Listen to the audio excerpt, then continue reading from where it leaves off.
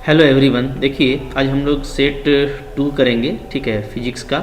Set 1 हम लोगों ने देखा था और सेट 1 अगर आप लोगों ने नहीं देखा तो देख लीजिए, इसलिए कि बहुत ही इंपॉर्टेंट क्वेश्चन का कलेक्शन था वहाँ पे और एग्ज़ाम में क्वेश्चन बिल्कुल आने वाला है, आपको हम बता रहे हैं, ठीक है। जो भी इंपॉर्टेंट क्वेश्चन है वही दिया गया है, तो आप ज़रूर देख लीजिएगा, ठीक है। तो सेट 2 को देखेंगे हम लोग, ठीक है। सेट 2 इंस्ट्रक्शंस तो वही सारे हैं, तो रिपीट करने का ज़रूरत नहीं है, ठीक है। आपको टोटल 19 में जो है कितना क्वेश्चन करना है, आपको टोटल 19 में 13 क्वेश्चन करना है, ये ध्यान दीजिएगा, ठीक है। 19 में आपको सिर्फ 13 ही क्वेश्चन करना है, यानी पहले सेक्शन में आपको 5 करना है, फिर सेकेंड में 5 और थर्ड में आपको कोई 3 क्वेश्चन करना है, ठीक है। चलिए देखते हैं पहला क्वेश्चन क्या है। फर्स्ट क्वेश्चन है डिफाइन कैपेसिटिव रिएक्टेंस, ठीक है। सेट 1 में हम लोगों को पूछा गया था इंडक्टिव रिएक्टेंस, अभी यहाँ पे कैपेसिटिव रिएक्टेंस पूछा गया है, ठीक है। तो चलिए डेफिनेशन उसी तरह का होगा यहाँ पे भी, जैसा लाइक दैट रेजिस्टेंस, ठीक है, और इंडक्टेंस, कैपेसिटिव रिएक्टेंस भी वैसा ही काम करता है। डेफिनेशन क्या लिखिएगा, ठीक है। The opposition offered by a capacitor ठीक है, in the flow of alternating current, ठीक है। अल्टरनेटिंग करंट को हम लोग शॉर्ट में जो है AC लिखते हैं। Alternating current through it is called capacitive reactance, ठीक है। इसी को हम लोग क्या बोलते हैं, कैपेसिटिव रिएक्टेंस बोलते हैं, ठीक है। बहुत ही आसान चीज़ है, इसको किससे डिनोट किया जाता है, XC से किया जाता है, ठीक है।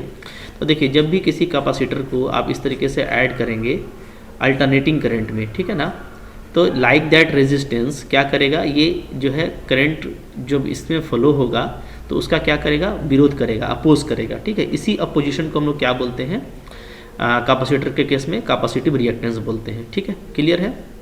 चलिए आगे देखते हैं नेक्स्ट क्या है। नेक्स्ट हमारा जो डेफिनेशन है वो है show graphically the variation of inductive reactance XL with the frequency new, ठीक है। तो देखिए XL का जो वैल्यू होता है, आपको पता है XL क्या होता है, XL हमारा होता है ओमेगा L, ठीक है। ओमेगा को आप क्या लिख सकते हैं, इसको आप लिख सकते हैं 2 पाई, ठीक है, न्यू इंटू L, ऐसा लिख सकते हैं, ठीक है। 2 पाई न्यू है ना, न्यू आपका फ्रीक्वेंसी है। तो अब देखिए हम लोग क्या देख रहे हैं, हम लोग ये देख रहे हैं कि XL जो है वो क्या है, डायरेक्टली प्रोपोर्शनल है न्यू का, ठीक है, क्योंकि बाकी तो आपका कांस्टेंट है, ठीक है।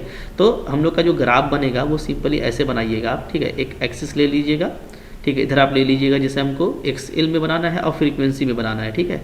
तो इधर जो है हम लोग ले लेते हैं न्यू और इधर ले लेते हैं XL, ठीक है। तो दोनों प्रोपोर्शनल है, तो आप ग्राफ को सीधा ऐसे निकाल दीजिएगा, ठीक है। ये आपका ग्राफ हो गया, बहुत आसान है, ठीक है। चलिए थर्ड क्वेश्चन क्या है, write truth table of AND gate. Very simple, देखिए कैसे बनेगा, ठीक है।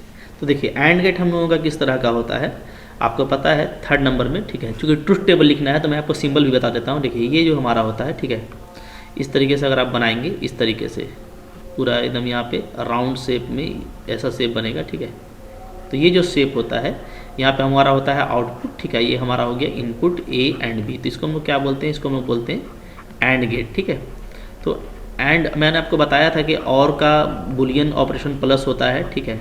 एंड का क्या होता है, एंड का आपका इनटू होता है, और नॉट का क्या होता है, नॉट का हमारा कॉम्प्लीमेंट होता है, ठीक है, यानी उसका उल्टा, ठीक है। तो यहाँ पे देखिए, यहाँ पे हम लोग ये देखेंगे कि एंड गेट का बनाना है तो आपको कुछ करना नहीं है, आप जो है ना इस तरीके से इनपुट का 2 कॉलम बना लीजिएगा और 1 कॉलम बना लीजिएगा आउटपुट का, ठीक है। इस तरीके से यहाँ पे ऐसे कर लीजिएगा।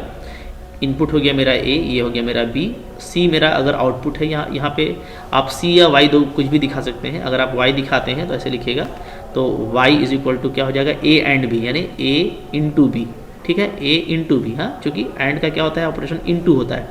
अब आप कैसा लेते हैं, आप लेते हैं 0 0 1 0 0 1 1 1, ठीक है। तो आप सिंपली मल्टीप्लाई कर दीजिए, 0 0 का प्रोडक्ट 0, 1 0 का मल्टीप्लिकेशन 0, 0 1 का भी 0 और 1 1 का 1 आ जाएगा। तो ये आपका सिंपल से बन गया, ठीक है। Right relation between work function and threshold frequency, ठीक है। वेरी सिंपल, क्या होता है, सिर्फ रिलेशन लिखना है, तो ये हम लोग लिखेंगे कि वर्क फंक्शन जो होता है हमारा वो होता है फाई नॉट, ठीक है, और जो थ्रेशोल्ड फ्रीक्वेंसी होता है वो होता है h न्यू नॉट, ठीक है।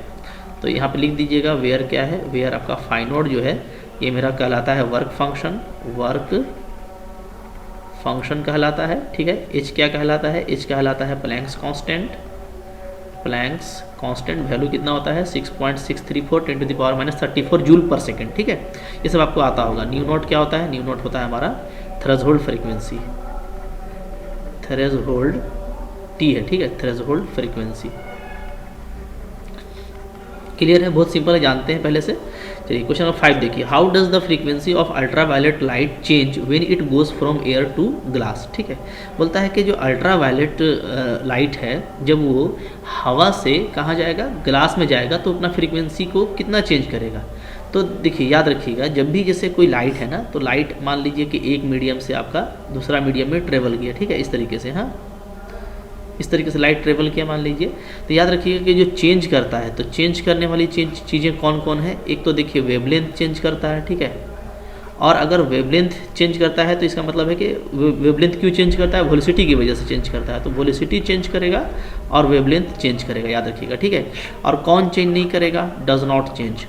तो याद रखिएगा फ्रीक्वेंसी चेंज नहीं करता, फ्रीक्वेंसी चेंज नहीं करता। तो आपसे बोल रहा है कि कितना चेंज करेगा, तो आप क्या कहिएगा, आप बोलिएगा डज नॉट चेंज, कोई चेंज नहीं होगा, इसलिए कि फ्रीक्वेंसी मीडियम बदलने से चेंज नहीं करता है, ठीक है। क्लियर है। चलिए 6 क्वेश्चन है हमारा, right any one condition for the sustained interference, ठीक है। देखिए सस्टेन्ड इंटरफेरेंस क्या होता है, तो सस्टेन्ड इंटरफेरेंस के लिए ये होता है ना कि उसका जो पीक वैल्यू है, ठीक है, जो भी उसका पीक वैल्यू, मान लीजिए ऐसे ऐसे कोई अगर आपका वेव जो है जा रहा है, ठीक है, थोड़ा सा इसको ऐसे कर लेते हैं सही से, ठीक है। अगर मान लीजिए अगर मेरा कोई वेव जो है इस तरीके से अगर प्रोपागेट कर रहा है, ठीक है, और कोई जो है दूसरा वेव जो है इस तरीके से प्रोपागेट कर रहा है यहाँ से, ठीक है ना, यहाँ से ले लेते हैं, यहाँ से, ठीक है, ठीक है। तो देखिए इस तरह से, मतलब दोनों का पीक एक साथ मिलना चाहिए, दोनों का अगर बॉटम पीक है तो वो भी एक साथ, या टॉप है तो वो भी एक साथ, ठीक है ना। जो क्रेस्ट है, जो त्रव होता है, दोनों एक साथ मिलना चाहिए, ठीक है। एक साथ अगर मिलता है तो इस तरह के इंटरफेरेंस को हम लोग क्या बोलते हैं, सस्टेन्ड इंटरफेरेंस बोलते हैं, ठीक है। तो ये कब होता है, जब दोनों का फ्रीक्वेंसी सेम हो, ठीक है, या तो या और दोनों का जो है फेज डिफरेंस भी कांस्टेंट हो, ठीक है, ओके। तो कोई एक कंडीशन आपको लिखने के लिए बोला है, तो आप आंसर लिख दीजिएगा यहाँ पे, ठीक है। when ठीक है, इंटरफेयर जो इंटरफेयर वेव्स है, ठीक है, वो क्या हो, उसका फ्रीक्वेंसी सेम हो, हैव सेम फ्रीक्वेंसी, ठीक है, सेम फ्रीक्वेंसी। और अगर आपको कहीं 2 पीस लिखना हो तो दूसरा में आप क्या लिख दीजिएगा, व्हेन इंटरफेयर, ठीक है, waves have same phase difference, ठीक है। अगर सेम फेज डिफरेंस भी है, सेम फेज डिफरेंस भी होना चाहिए और सेम फ्रीक्वेंसी दोनों होना चाहिए। तो कोई एक कंडीशन पूछा था, तो ये दोनों आप याद रखिए, ठीक है, दोनों आपको काम करेगा। क्लियर है, ठीक है। चलिए नेक्स्ट क्वेश्चन देखते हैं, क्वेश्चन नंबर 7 क्या है, आइए। देखिए जो नेक्स्ट क्वेश्चन हमारे पास में 7 नंबर क्या है, बोलता है मैक्सिमम काइनेटिक एनर्जी आपको फोटो इलेक्ट्रॉन का गिवन है 5 इलेक्ट्रोवोल्ट है। तो बोलता है what is the value of stopping potential. कितना सिंपल क्वेश्चन दिया है ना। देखिए इस तरह का सिंपल क्वेश्चन को आप बहुत जल्दी बना सकते हैं, ठीक है, सिर्फ आपका पढ़ा होना चाहिए। तो बिल्कुल देखिए एग्जाम का बहुत कम टाइम है, ठीक है, 20 से 25 डेज बचा हुआ है, तो आप लग जाइए। हाँ, ये सब क्वेश्चन बहुत ईजी है और ये सब कुछ छोड़ना नहीं है, पढ़ के जाना है, याद रखिए, है ना। वहाँ पे कुछ और इरादे से जाइएगा नहीं, मज़ा आएगा, ठीक है, पढ़ के जाइए, इंजॉय कीजिए, ठीक है। और मैंने पूरा आपको मैथ्स का भी दिया हुआ है सेट, ठीक है, अभी मैंने आपको पूरा फिजिक्स का भी सेट दे रहा हूँ, तो सबको देखिए बढ़िया से, ठीक है। बहुत कुछ है, पढ़ने के बाद लाइफ आपका बहुत अच्छा हो जाएगा। और 12 जो होता है, अगर आप साइंस से पढ़ रहे हैं तो बहुत मार्केबल जो है, मतलब कि ये आपके लिए लाइफ में होता है, ठीक है। तो प्लीज़ 20-25 दिन अपने आप पर रहम कीजिए। अगर आप पढ़ रहे हैं तो बहुत अच्छी बात है, वेल डन, ठीक है, आपके लिए जो है मेरी दुआएं हैं। लेकिन अगर आप नहीं ध्यान दे रहे हैं तो बिल्कुल थोड़ा सा ध्यान दे दीजिए, ठीक है, समझ के पढ़िए। हाँ, अगर आप सेट 1 को समझ के पढ़े होंगे ना, तो याद रखिएगा 50% क्वेश्चन सेट 2 का ऐसे ही बन जाएगा। और 2 सेट में मेहनत करेंगे ना, तो बाकी सेट में तो बहुत सारा रिपीट करने लगेगा कॉन्सेप्ट, तो आपको एकदम लाइफ बहुत मस्त लगेगा। और क्वेश्चन आपको बता रहे हैं 95 से 98% इसी से आने वाला है, बल्कि 100% इसी से आएगा, ठीक है, क्योंकि लॉकडाउन वगैरह भी था। तो प्लीज़ आप देखें, सब्सक्राइब करके रखें मेरे चैनल को, दोस्तों के साथ में शेयर करें, ठीक है, और नॉलेज को एक्सपैंड कराएं। रिजल्ट जितना अच्छा होगा, माहौल उतना अच्छा बनेगा, ठीक है, हमारे स्टेट का भी रिजल्ट काफ़ी अच्छा होगा, ठीक है। तो आपको मेहनत करना है अपने लिए भी, ठीक है, एक अच्छे इन्वायरमेंट के लिए भी, ठीक है। तो देखिए बहुत सिंपल क्वेश्चन है, इसीलिए मैंने आपको समझाया कि देखिए जैसे kinetic energy, maximum kinetic energy का वैल्यू क्या होता है, तो आपको पता है E इंटू वी नॉट होता है, ठीक है। जहाँ वी नॉट क्या है आपका, वी नॉट आपका स्टॉपिंग पोटेंशियल कहलाता है, स्टॉपिंग पोटेंशियल, ठीक है ना। और E आपका इलेक्ट्रॉन है। अब इसका वैल्यू आपको दिया हुआ है, कितना दिया हुआ है, 5 इलेक्ट्रोवोल्ट, 5 इलेक्ट्रोवोल्ट। तो ये आपका इलेक्ट्रोवोल्ट ऐसे लिख दीजिएगा, तो E आपका कैंसिल हो जाएगा, तो हमारा जो स्टॉपिंग पोटेंशियल है वो क्या आ गया, 5 वोल्ट आ गया, ठीक है, सिंपली मैग्नीट्यूड में।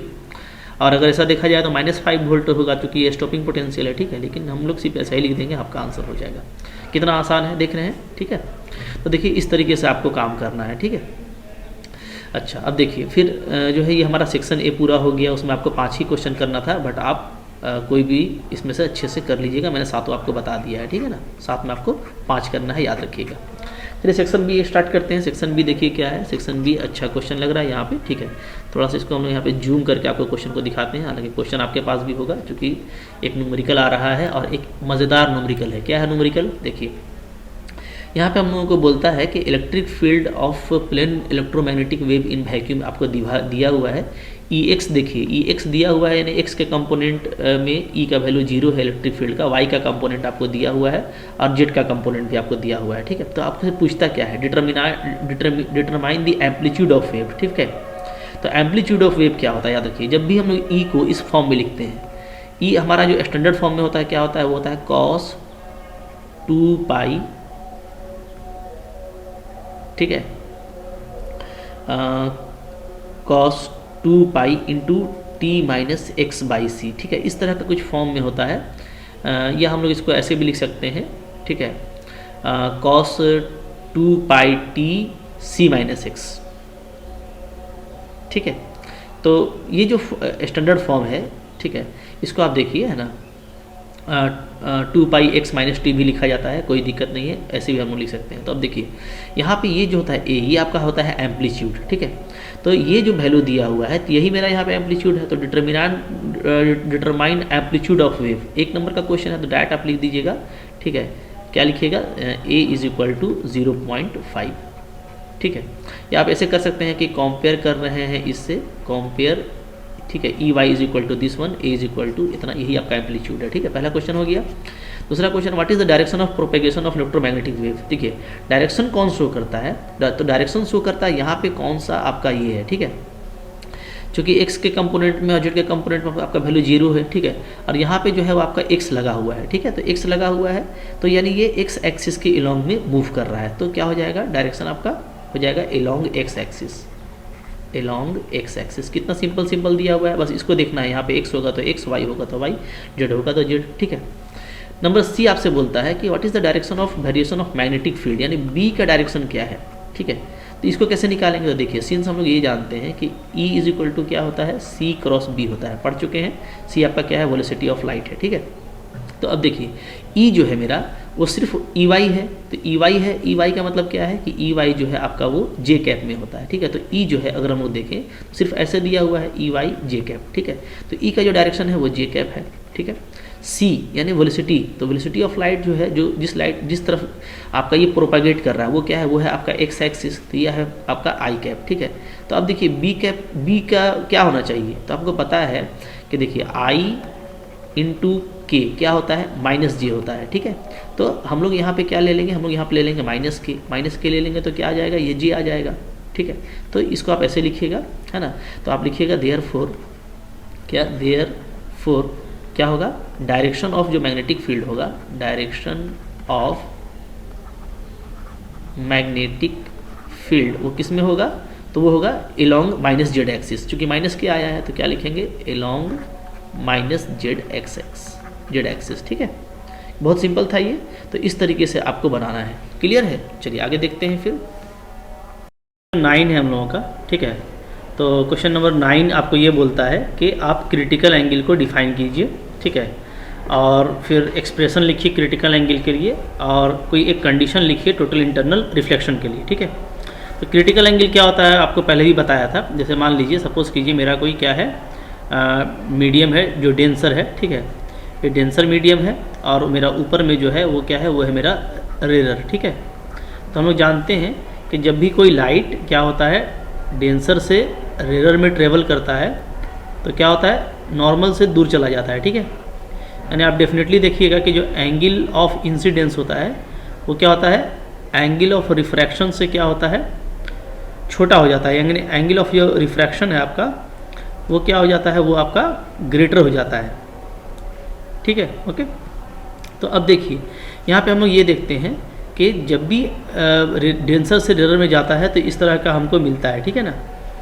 अब यहाँ पे देखिएगा यहाँ पे कि जब हमारा ये एंगल आई क्या हो जाएगा क्रिटिकल एंगल हो जाएगा, तो आर क्या हो जाएगा आर हमारा हो जाएगा 90 डिग्री। इसी आईसी को क्या बोलते हैं, यानी इसी एंगल ऑफ इंसिडेंस को हम लोग क्या बोलते हैं क्रिटिकल एंगल बोलते हैं, ठीक है। देखिए तो देखिए इसका डेफिनेशन इस तरीके से लिखेंगे, लिख दिया है मैंने कैसे, when light travel from denser medium to rare medium it goes far away from normal, ठीक है। At a particular angle of incidence, इसको हम लोग आईसी से डिनोट करेंगे, IC comma the angle of refraction is 90 degree, ठीक है। तो जब हम लोग आई का वैल्यू यानी एंगल ऑफ इंसिडेंस को आईसी लेंगे, कोई एक एंगल लेंगे जहाँ पे मेरा क्या हो जाएगा एंगल ऑफ रिफ्रैक्शन 90 डिग्री हो जाएगा, तो इस एंगल को क्या बोलते हैं, इसी एंगल ऑफ इंसिडेंस को हम लोग क्रिटिकल एंगल बोलते हैं, ठीक है। क्लियर है, इस तरीके से आपको डिफाइन करना है। मतलब सिंपली क्रिटिकल एंगल क्या है, that angle of incidence at which angle of refraction is 90 degree, ठीक है। ये भी आप शॉर्ट में लिख सकते हैं, एक नंबर का है तो कोई दिक्कत नहीं है, ऐसे भी लिख सकते हैं, ठीक है। कैसे कि the angle of incidence, the angle of incidence, ठीक है, एट विच, ठीक है, angle of refraction is 90 degree, ठीक है, इज कॉल्ड क्रिटिकल एंगल, ठीक है। तो समझा दिया मैंने आपको कि हम लोग जब डेंसर से रेयर में जाते हैं तो हमारा एंगल ऑफ रिफ्रैक्शन डेफिनेटली बड़ा हो जाता है एंगल ऑफ इंसिडेंस से, ठीक है। तो कुछ ऐसा एंगल हम लोग सेट कर सकते हैं जहाँ पर क्या हो जाता है एंगल ऑफ रिफ्रैक्शन आपका 90 डिग्री हो जाएगा, यानी लाइट आपका इस तरह से निकल जाएगा, तो उस वक्त जो एंगल होगा उसी को हम लोग क्या बोलेंगे एंगल ऑफ इंसिडेंस बोलेंगे। जो एंगल ऑफ इंसिडेंस होगा उसको हम लोग क्रिटिकल एंगल बोलेंगे, ठीक है। चलिए नेक्स्ट देखिए दूसरा क्वेश्चन जो है इसमें बी नंबर, तो बी नंबर आपको बोलता है कि एक्सप्रेशन ऑफ क्रिटिकल एंगल लिखिए। तो सिर्फ लिखना है, निकालना तो है नहीं। तो एक्सप्रेशन फॉर क्रिटिकल एंगल मैंने ऐसे आपको मॉडल सेट 1 में भी निकाल दिया था, ठीक है। यहाँ पे मैं लिख देता हूँ, क्या होता है sine C is equal to क्या होता है 1/μ होता है, ठीक है। वेयर जो सी है वो क्या है आपका क्रिटिकल एंगल है, इज क्रिटिकल एंगल, ठीक है। एंड म्यू क्या है, म्यू जो है मेरा वो μ/1 है, ठीक है, यानी second medium by first medium का रिफ्रैक्टिव इंडेक्स है, ठीक है। चलिए अब देखिए यहाँ से क्वेश्चन नंबर सी क्या बोल रहा है, सी बोलता है आपको कि right a condition for total internal reflection. देखिए टोटल इंटरनल रिफ्लेक्शन कब होगा, तो देखिए एक पार्टिकुलर एंगल पे जब हम लोग आईसी लेंगे तो आर क्या हो जाएगा, आर आपका हो जाएगा 90 डिग्री, ठीक है। अब आईसी से बड़ा अगर हम लोग ले लेंगे एंगल ऑफ इंसिडेंस तो ऐसे केस में क्या होगा, लाइट आपका उसी मीडियम में लौट जाएगा, क्योंकि 90 से बड़ा होगा तो फिर नीचे ही आ जाएगा। तो अब लाइट उसी मीडियम में आ जाएगा, इसको हम लोग क्या बोलते हैं एंगल ऑफ, इसको हम लोग बोलते हैं टोटल इंटरनल रिफ्लेक्शन, ठीक है। यानी जो एंगल ऑफ इंसिडेंस है वो क्या होना चाहिए, वो मेरा ग्रेटर देन होना चाहिए क्रिटिकल एंगल से, ठीक है। जो हम लोग जो लिखने बोला है क्या, condition for total internal reflection कैसे लिखेंगे, ठीक है। लिखेंगे हम लोग जो हमारा इंसिडेंट एंगल होगा, इंसिडेंट एंगल, ठीक है, आई वो क्या होना चाहिए, वो मेरा बड़ा होना चाहिए क्रिटिकल एंगल से, ठीक है। क्रिटिकल एंगल से बड़ा एंगल ऑफ इंसिडेंस लेंगे तभी क्या होगा, टोटल इंटरनल रिफ्लेक्शन होगा, ठीक है। चलिए हो गया ये क्वेश्चन। नेक्स्ट क्वेश्चन को देखते हैं हम क्या है। नेक्स्ट देखिए क्वेश्चन नंबर 10 आ रहा है आपका, बोलता है कि डिस्टिंग्विश कीजिए कंडक्टर को, इंसुलेटर को और सेमी कंडक्टर को on the basis of energy band. Energy band के आधार पे यानी डायग्राम के आधार पे आपको जो है डिस्टिंग्विश करना है, अलग अलग करना है, ठीक है ना। देखिए कैसे करते हैं, तो देखिए मैंने आपको इसको बताया था, उसमें भी जो है मॉडल सेट 1 में भी ये क्वेश्चन था, तो एक तरह से रिपीट कर रहा है। तो देखिए क्या करना है, पहले कंडक्टर्स को देखिए, यहाँ पे मैं दिखा देता हूँ कंडक्टर्स, ठीक है। तो कंडक्टर्स में ये होता है ना कि हम लोग का जैसे 2 बैंड होता है, ठीक है। एक बैंड हो गया हमारा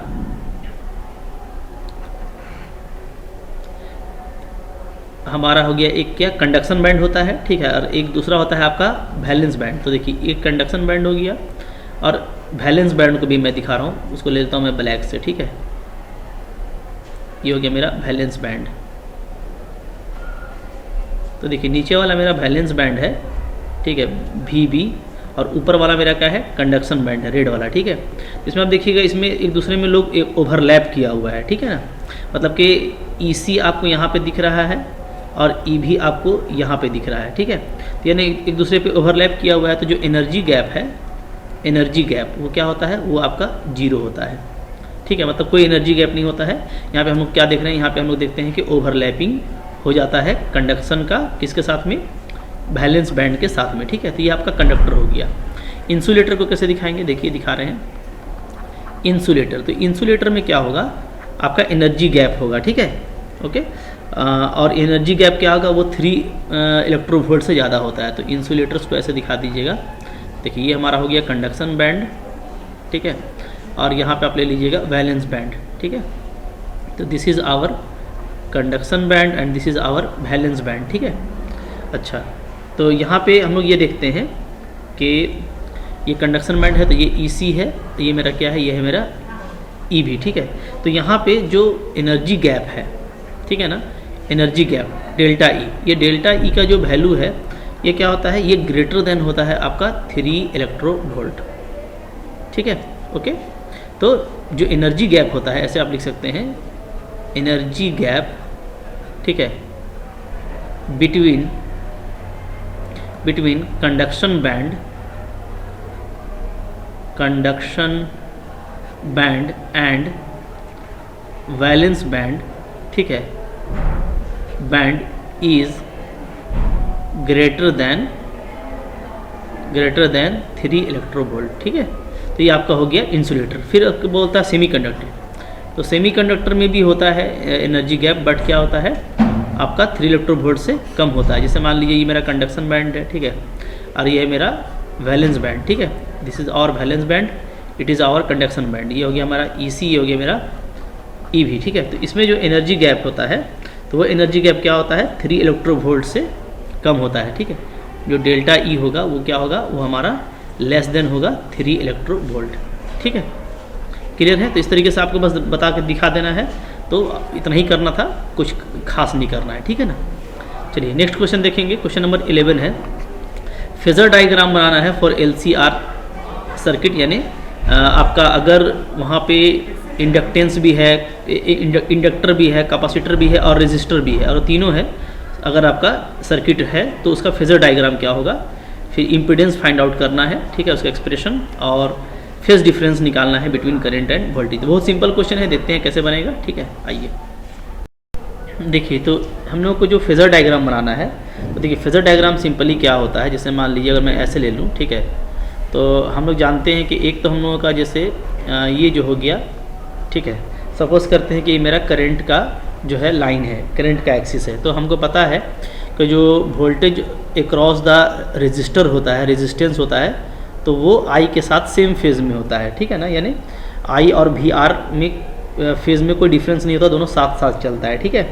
लेकिन जो वोल्टेज अक्रॉस द इंडक्टर है यानी VL, तो VL क्या है, आप जानते हैं कि वो 90 डिग्री से आगे चलता है करंट से, ठीक है। और जो वोल्टेज अक्रॉस द कैपेसिटर है यानी VC, वो हमारा 90 डिग्री से पीछे चलता है, ठीक है। ये भी 90 डिग्री है, ये भी 90 डिग्री है। क्लियर है, ओके।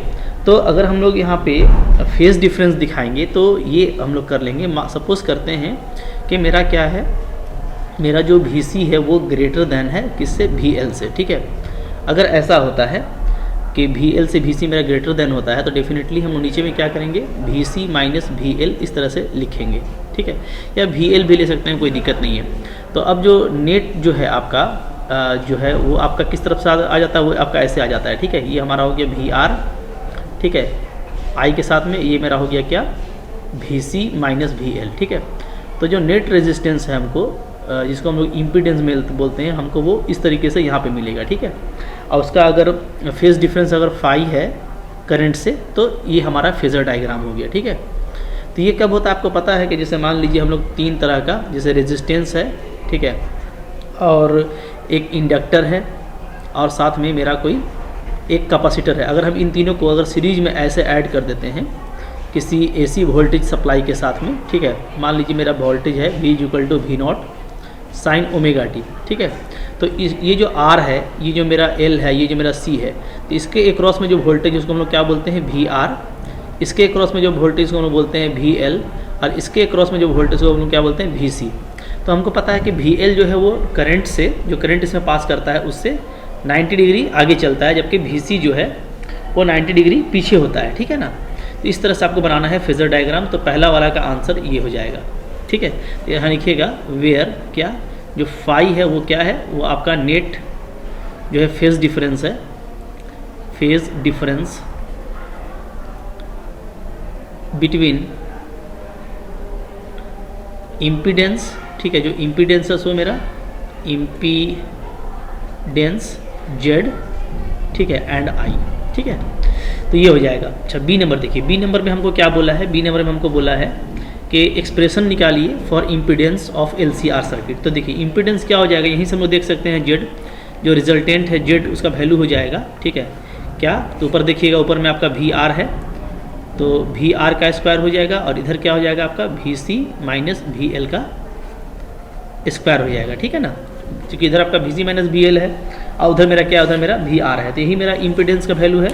अब इसको हम लोग क्या करेंगे, सिंपली सोल्व कर देंगे, ठीक है। जैसे देखिए VR का वैल्यू क्या होता है, तो VR का वैल्यू हो जाएगा IR, ठीक है, का स्क्वायर। VC का वैल्यू क्या होगा, तो VC का वैल्यू होगा I इंटू XC, और माइनस इसका वैल्यू क्या होगा I इंटू XL का होल स्क्वायर, ठीक है। सब में आपका I कॉमन है, तो आप चाहें तो I को अच्छा यहाँ पे 1 मिनट, ये तो हम लोगों का नेट रेजिस्टेंस होता है, ठीक है ना। तो जेड चूँकि निकालना है, तो जेड मेरा V/I होता है, ये सॉरी ये हमारा नेट पोटेंशियल डिफरेंस हो गया, तो इसको ऐसे बल्कि आप कर लीजिएगा, ठीक है। कैसे कर लेंगे हम लोग, सिंस, ठीक है, V = V ये हो गया मेरा, तो V = ये हो गया है ना, जो रिजल्टेंट हमारा रिजल्टेंट कह सकते हैं कि जो हम लोग का पोटेंशियल डिफरेंस होगा वो ये होगा, ठीक है। देयरफॉर जो जेड होता है, जेड क्या होता है, तो जेड हो जाएगा मेरा V/I। तो पहले चलिए V को एक बार और निकाल लेते हैं, यहाँ से इसको ऐसे कर लीजिएगा, ठीक है, कैसे कर लीजिएगा, I को बाहर निकाल लीजिएगा, तो आपका ये भी, चलिए V ही है, ठीक है। तो V बराबर ये आप लिख लीजिए पहले I इंटू क्या, R का square plus XC minus XL का स्क्वायर, ठीक है, ये लिख लेंगे। तो अब देखिए, अब यहाँ से हमारा जो जेड है, तो जेड आप ऐसे लिख लीजिएगा, जेड = V/I। तो जेड का जो वैल्यू है वो आ जाएगा क्या, R का square plus XC minus XL का होल स्क्वायर, ठीक है। अब XC का वैल्यू क्या होता है, तो XC का जो वैल्यू होता है वो भी चाहे तो यहाँ पे हम लोग डाल देंगे, तो इस तरीके से ये आ जाएगा, देखिए =, ठीक है, R का स्क्वायर प्लस XC हमारा होता है 1/WC, और XL होता है हमारा W × L, ठीक है। तो इस तरीके से इसको लिख लीजिएगा। तो ये आपका नेट जो इम्पीडेंस हमको पूछ रहा था वो हो जाएगा, सिर्फ राइट करने के लिए बोल रहा था, तो आप डायरेक्ट इसको भी लिख देंगे तो आपका आंसर हो जाएगा, क्योंकि 1 मार्क्स का है, ठीक है। तो 1 मार्क वाले में कुछ ज़्यादा सोचने का ज़रूरत नहीं है, ठीक है। फिर C नंबर बोलता है आपको कि फेज डिफरेंस बताइए between current end voltage in series LCR, ठीक है। तो फेज डिफरेंस निकालना है, तो फेज डिफरेंस हम लोग फिगर से ही कर सकते हैं, तो ऐसे आप डायरेक्ट कर दीजिएगा, ठीक है, यहाँ पे कि फेज डिफरेंस, ठीक है, फाई इज़ कैसे निकालेंगे, तो हम लोग इसको लिखेंगे tan phi = तो यहीं पे देखिए ट्रायंगल है, आपको tan phi दिख रहा है, tan phi = क्या हो जाएगा, परपेंडिकुलर बाई बेस। तो परपेंडिकुलर में क्या है हमारा VC माइनस VL है, ठीक है ना। तो यहाँ पे आप लिख दीजिएगा VC माइनस VL, ठीक है, और डिवाइडेड बाई VR। अब हम लोग I को, इस सब में I आता है, तो I को अगर हम लोग कॉमन ले लेंगे तो यहाँ से आपका ये आ जाएगा कितना, ठीक है, ये मेरा है IXC माइनस IXL/IR। आप I को कॉमन ले लीजिएगा, तो देखिए मैं यहाँ पे लिख देता हूँ, ठीक है। तो tan phi हमारा आ जाता है VC माइनस VL/R और VC का जो वैल्यू है वो है 1/ω/c माइनस ω/L/r। तो यहाँ से जस्ट फाई ऐसे लिख दीजिएगा, tan inverse 1/ω/c minus ω/L/r। तो ये आपका आंसर हो जाएगा, ठीक है ना, क्लियर है। चलिए देखिए जो नेक्स्ट क्वेश्चन है, क्वेश्चन नंबर 12, वो आपको बोलता है draw properly labelled graph to show concerning photo electric emission. ठीक है, जो फोटो इलेक्ट्रिक इमिशन है उसमें हमको ग्राफ दिखाना है। तो एक तो आपको दिखाना है variation of photo current with the intensity. ठीक है, तो इंटेंसिटी और फोटो करंट ये आपस में प्रोपोर्शनल होता है। तो ए नंबर का जो ग्राफ बनेगा तो वो ऐसे बनाइएगा। ठीक है, आप इधर एक तरफ ले लीजिएगा एक एक्सिस, और एक एक्सिस आप इधर ले लीजिएगा। ठीक है ना, इधर आप ले लीजिए इंटेंसिटी ऑफ लाइट को ले लीजिए, इंटेंसिटी ऑफ लाइट। ठीक है, और इधर ले लेते हैं हम लोग फोटो इलेक्ट्रिक करंट जो हमको लेना है। ठीक है, तो फोटो करंट ले लेते हैं इधर। ठीक है, फोटो करंट। तो देखिएगा ये दोनों आपस में एकदम प्रोपोर्शनल होता है, तो इसको आप बस ऐसे मिला दीजिएगा, आपका ग्राफ हो जाएगा। ठीक है, बी नंबर देखिए, बी नंबर में बोलता है फोटो करंट को एक्सीलरेटिंग एंड स्टॉपिंग पोटेंशियल के साथ में आपको दिखाना है। ठीक है, तो एक्सीलरेटिंग और स्टॉपिंग पोटेंशियल दोनों के साथ में दिखाना है। तो देखिए ऐसे दिखाएंगे इसको, फिर से ग्राफ ले लिया। ठीक है, इधर हमारा ये हो गया। ठीक है, इधर जो हम लोग लेंगे, इधर हम लोग लेंगे पोटेंशियल। ठीक है, और इधर हम लोग ले लेते हैं वही फोटो करंट। ठीक है, तो IP से दिखला देते हैं, फोटो करंट है ये। चलिए, तो अब देखिए यहाँ पे जो वेरिएशन होगा ना वो इस तरह का होता है, हम लोग ग्राफ में देखे होंगे। ठीक है, ये कुछ इस तरह से चलेगा और फिर ये चल करके फिर कांस्टेंट हो जाता है। ठीक है, तो जो हमारा एक तो हमको बोला था कि एक्सीलरेटिंग पर और दूसरा बोला था आपको स्टॉपिंग पे। तो स्टॉपिंग पोटेंशियल देखिए ये हो जाएगा। ठीक है, इसको हम लोग बोल देंगे VS स्टॉपिंग पोटेंशियल, और ये हमारा हो गया एक्सीलरेटिंग पोटेंशियल। ठीक है, VAC। क्लियर है, तो ये हमारा क्या है, ये हमारा है एक्सीलरेटिंग पोटेंशियल, और ये है मेरा स्टॉपिंग पोटेंशियल। इसका वेरिएशन को इस तरीके से दिखलाएंगे। ठीक है, फिर है आपका स्टॉपिंग पोटेंशियल को दिखलाना है फ्रीक्वेंसी ऑफ इंसिडेंट रेडिएशन के साथ में। ठीक है, तो देखिए स्टॉपिंग पोटेंशियल को अगर हम लोग दिखाएंगे तो देखिए इस तरीके से दिखाएंगे। जैसे मान लीजिए मेरा ग्राफ हो गया। ठीक है, इधर हम लोग ले लेते हैं क्या, फ्रीक्वेंसी। ठीक है, फ्रीक्वेंसी यानी न्यू, और इधर हम ले लेते हैं पोटेंशियल को ले लेते हैं। ठीक है, स्टॉपिंग पोटेंशियल या पोटेंशियल ले लीजिए। तो जैसे मैं ले लेता हूँ स्टॉपिंग पोटेंशियल को,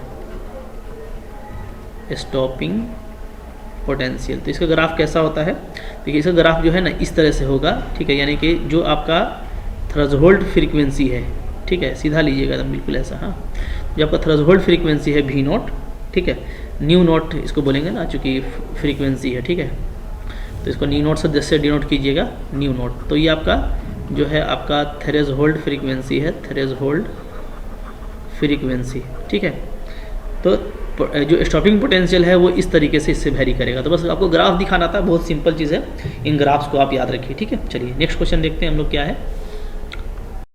देखिए नेक्स्ट क्वेश्चन है क्वेश्चन नंबर 13, बोलता है व्हाट इज़ रेक्टिफायर। तो रेक्टिफायर को हम लोगों ने सेट 1 में भी किया था, काफ़ी इंपॉर्टेंट है।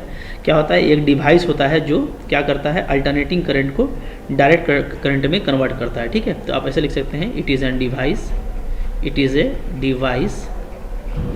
ठीक है, which is used ठीक है for converting alternating current। ठीक है, alternating current that means AC into direct current that means DC। ठीक है, तो जो AC को DC में बदलता है उसको हम लोग क्या बोलते हैं, रेक्टिफायर बोलते हैं। ठीक है, तो बहुत इजी क्वेश्चन है। दूसरा क्वेश्चन है, बोलता है कि एक इनपुट है 60 हर्ट्ज का। ठीक है, वो रेक्टिफाइड किया गया है हाफ वेव से और फिर फुल वेव से, तो आउटपुट क्या मिलेगा। ठीक है, तो देखिए याद रखिए कि आपको मैंने बताया था कि जो हाफ वेव रेक्टिफायर होता है तो ये हाफ ही साइकिल पे काम करता है। यानी जो आप जैसे आपने जो इनपुट सिग्नल दिया हुआ है वो कितना है, वो आपका 60 हर्ट्ज है। ठीक है, तो ये हाफ साइकिल पे ही काम करेगा, यानी आपको जो ये आउटपुट फ्रीक्वेंसी देगा वो भी 60 ही हर्ट्ज होगा, लेकिन जो फुल वेव होगा वो फुल वेव पे काम करेगा और जो है पॉजिटिव और नेगेटिव दोनों पे वर्क करता है, तो ये आपको 120 हर्ट्ज यानी डबल देगा। ठीक है, तो आप इसको ऐसे कर दीजिएगा, बी नंबर का आंसर ऐसे लिख दीजिएगा। ठीक है, इधर आप कर लीजिएगा रेक्टिफायर, ठीक है, रेक्टिफायर, ठीक है, और इधर आप कर दीजिएगा इनपुट, इधर आप कर दीजिएगा आउटपुट, ठीक है। तो इनपुट भी मेरा फ्रीक्वेंसी है, तो चाहे तो फ्रीक्वेंसी लिख दीजिए, फ्रीक्वेंसी, और आउटपुट भी मेरा फ्रीक्वेंसी, ठीक है। तो रेक्टिफायर में जैसे आपको बोला था पहला हाफ वेव, अगर हम हाफ वेव को यूज़ करते हैं और अगर 60 हर्ट्ज का इनपुट है तो आउटपुट भी क्या मिलेगा, 60 हर्ट्ज ही मिलेगा, ठीक है। नंबर 2, लेकिन अगर हम लोग फुल वेव करते हैं तो फुल वेव में अगर 60 हर्ट्ज है तो दोनों साइकिल पे काम होगा और आपको इसका डबल मिलेगा 120 हर्ट्ज, ठीक है। ऐसे करके आप आंसर कर दीजिएगा। क्लियर है? चलिए, बहुत आसान था। तो हम लोग का देखिए यहाँ पे सेक्शन बी हम लोगों का पूरा हो गया है, ठीक है। अब हम लोग सेक्शन सी करने जा रहे हैं। तो आपको कोई 5 ही क्वेश्चन करना था, तो आप अपना पसंद से चूज़ करके कीजिएगा, ठीक है। आइए हम लोग सेक्शन सी देखते हैं। तो देखिए सेक्शन सी में जो क्वेश्चन है वो क्या है, तो कोई भी 3 ही क्वेश्चन को आपका आंसर देना है, ठीक है ना, कोई भी 3 क्वेश्चन, ठीक है, आंसर यानी 3। तो देखिए क्या है, पहला बोलता है कि आप प्रिंसिपल वर्किंग और कंस्ट्रक्शन लिखिए, किसका, स्टेप ऑफ ट्रांसफार्मर का। तो वेरी इंपॉर्टेंट क्वेश्चन है, ठीक है, एग्जाम में कई बार आता है और आ सकता है एग्जाम में, तो आपको इसको अच्छे से देखना है। स्टेप ऑफ ट्रांसफार्मर का प्रिंसिपल, वर्किंग एंड कंस्ट्रक्शन, ठीक है। आइए आप लोग आइए मैं यहाँ पे आपको दिखाता हूँ। तो देखिए यहाँ पे ट्रांसफार्मर का जो सॉल्यूशन है वो यहाँ पे मैंने कर दिया है, ठीक है। फिगर वगैरह आपको अच्छे से कर लेना है। अच्छा, हमको सिर्फ स्टेप अप पूछा गया है, लेकिन एक स्टेप डाउन भी आपसे पूछ सकता है, तो दोनों जो है इम्पॉर्टेंट है, ये भी इम्पॉर्टेंट है, स्टेप अप भी और स्टेप डाउन भी, ठीक है। तो आप दोनों सीख लीजिए, लेकिन एग्ज़ाम में अभी इस क्वेश्चन में हम लोग सिर्फ इसी को करेंगे, स्टेप अप को सिर्फ अभी पूछा है, ठीक है। तो अभी जो क्वेश्चन है उसमें आप इसको कीजिएगा, लेकिन ये भी आपको याद कर लेना है, ठीक है। तो इसमें आप देखिएगा कि जैसे लैमिनेटेड आयरन कोर है, इस तरीके से थोड़ा बना दीजिएगा फिगर, ठीक है। एक तरफ हमारा प्राइमरी होता है जो एसी मेरा मेन सप्लाई से जुड़ा रहता है अल्टरनेटिंग करंट से, और दूसरा जो है सेकेंडरी है जो मेरा ट्रांसफार्मर से ऐड रहता है, ठीक है ना। इस तरीके से आपको बना देना है।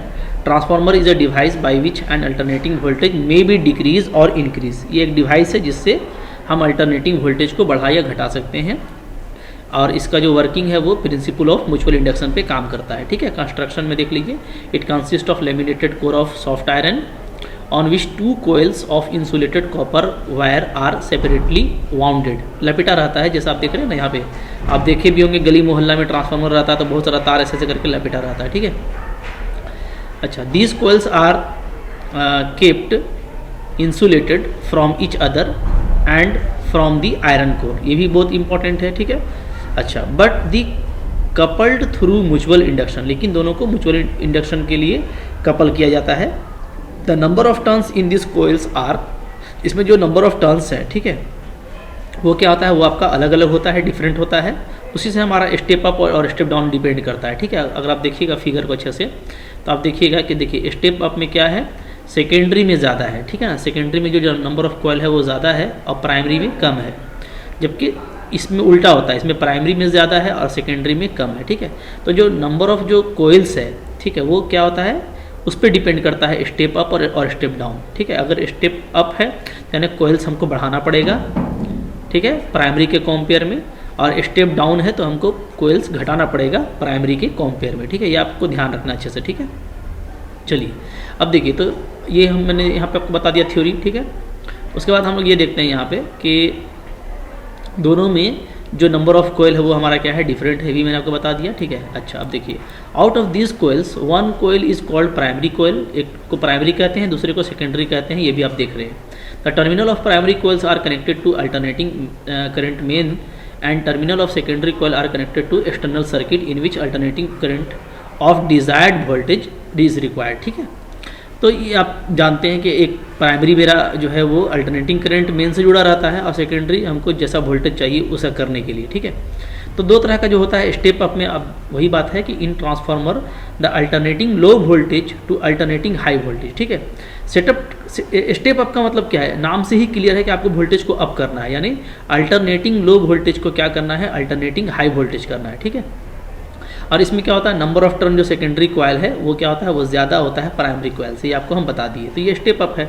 स्टेप डाउन है, इन्हें डाउन करना है, ठीक है, यानी ये एक ट्रांसफार्मर है, ठीक है, जो क्या करेगा, अल्टरनेटिंग हाई वोल्टेज को क्या करेगा, अल्टरनेटिंग लो वोल्टेज में ट्रांसफॉर्म कर देगा। It transforms the alternating high voltage to alternating low voltage and in this, ठीक है, the number of turn in secondary coil is less than that in the primary coil. ठीक है, तो ऐसा करने के लिए मेरे पास में सेकेंडरी कोयल में कम कोयल होना चाहिए प्राइमरी से, ठीक है ना, यानी NS क्या होना चाहिए, less than NP। NS symbols for number of turn in secondary coil and NP symbol of number of turns in primary coil. ठीक है, वर्किंग देखिए, वर्किंग क्या है, जब अल्टरनेटिंग सोर्स से हम लोग जोड़ देते हैं, ठीक है, एंड ऑफ प्राइमरी कोयल को, तो करंट क्या होता है, क्योंकि अल्टरनेटिंग है तो वो कंटिन्यूसली क्या होगा, चेंज करेगा। ठीक है, प्राइमरी कोयल में ना कभी पॉजिटिव साइकिल आएगा, कभी नेगेटिव साइकिल आएगा, due to which magnetic flux क्या है, linked with the secondary coil changes definitely.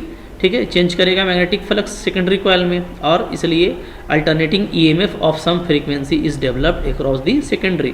तो जो हम लोग पढ़े थे इलेक्ट्रोमैग्नेटिक इंडक्शन का थ्योरी, उससे क्या होगा, सेकेंडरी कोयल में कुछ ना कुछ अल्टरनेटिंग EMF आ जाएगा। ठीक है, अब देखिए यहाँ पे अगर मेरा NP number of turn in primary coil है, ठीक है, और NS number of turn in secondary coil है, तो मैग्नेटिक फ्लक्स जो लिंक्ड होगा, तो जो हम लोग पढ़े थे इलेक्ट्रोमैग्नेटिक इंडक्शन का थ्योरी, ठीक है, फैराडेज इलेक्ट्रोमैग्नेटिक इंडक्शन थ्योरी, तो उसमें क्या था, उसमें ये था कि जो इंड्यूस्ड EMF है इन प्राइमरी कोयल, ठीक है, वो क्या होगा, वो आपका ये होगा।